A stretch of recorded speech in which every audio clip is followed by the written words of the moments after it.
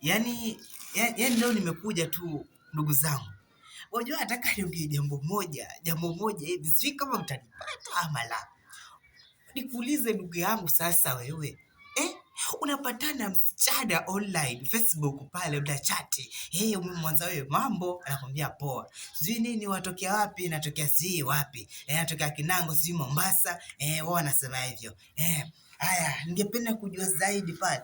Akireply tu kwa mwanaume kama mimi, mwanamume yote akireply wana demo wa Facebook tu. Haya, amepata sababu hapo, anaanza tayari.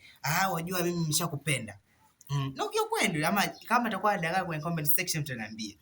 Nakupenda. Wanipenda? Nakupenda.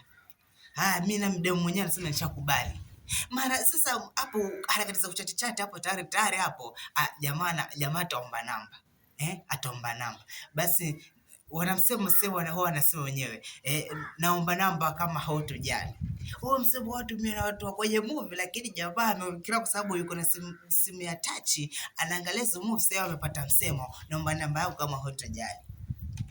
Demu mwenyewe anatoa tayari namba, hasumbui. Lakini sasa ile namba baada tu muda kidogo utaambiwa babe, nataka 200. Hata ufikirii mwanaume, ufikirii kabisa unachukua una deposit 200.